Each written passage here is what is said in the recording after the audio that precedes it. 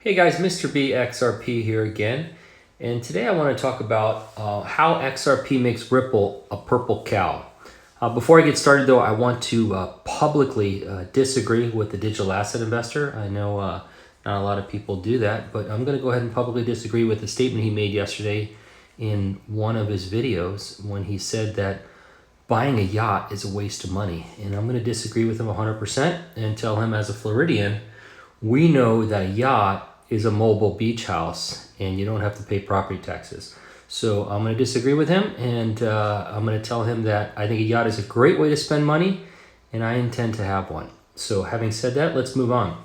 So purple cow. Purple cow describes something phenomenal, something counterintuitive and exciting and flat out unbelievable. Seth Godin wrote a book called The Purple Cow, and I suggest you read it if you're in business or in marketing or in sales and you want to set yourself apart from other people, other companies, your competitors. You need to read The Purple Cow. So I strongly recommend it.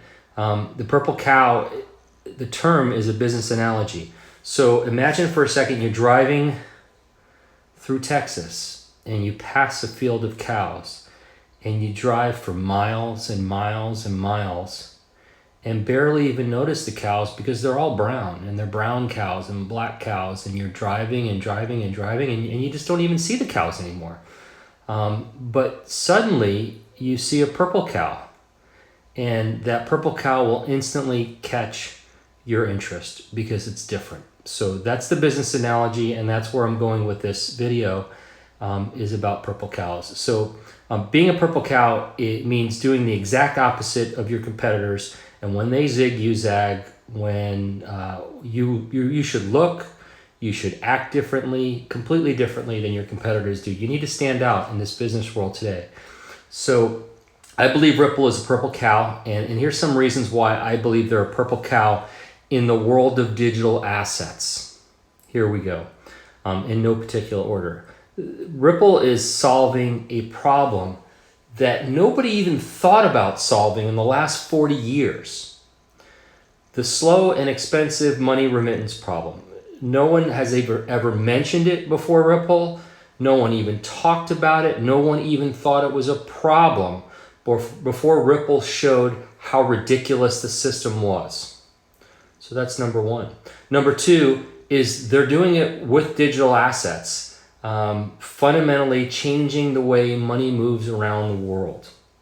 Number three, they're not trying to replace banks or other financial institutions, but instead trying to help these companies stay relevant and stay in business, because the future of banking is going to be very, very different. And it's funny, people say that digital asset exchanges are going to look more like banks, and I disagree. I think banks are going to look more like digital asset exchanges in the future. Number four, Ripple's working with governments and regulators, and they have from the start. In fact, they even set up a camp in Washington. So Ripple has an office in Washington now, and you know they mean business if they're located in Washington.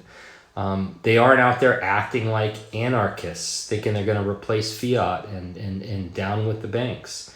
And as Brad Garlinghouse recently said, governments have tanks. So they're not going to be giving up their fiat anytime soon. Number five, they look and act the part. And the truth is, when I went to the Litecoin Summit this year, it was like a community college frat party compared to Swell, which was like a high-class business conference banquet for bankers. There's no comparison on who we're doing business with compared to what else is out there.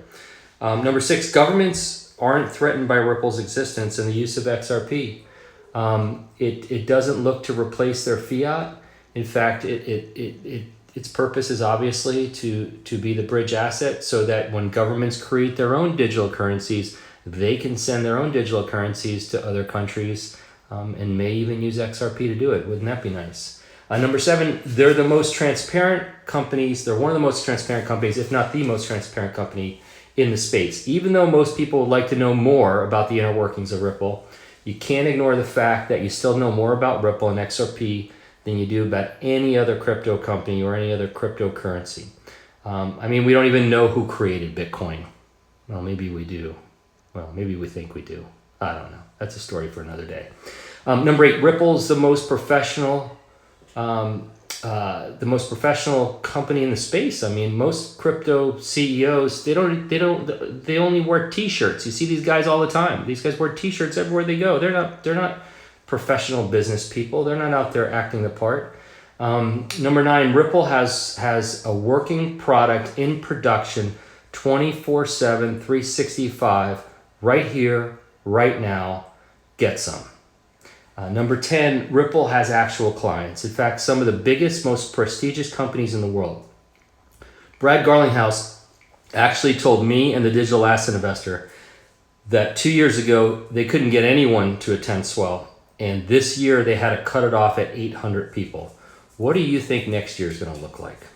I can't wait to see. Number 11, let's not forget R3. They too have real customers and are providing real solutions in the use case of XRP. Can't wait to learn more about what they're doing. I would love to get some more information out of that company for sure.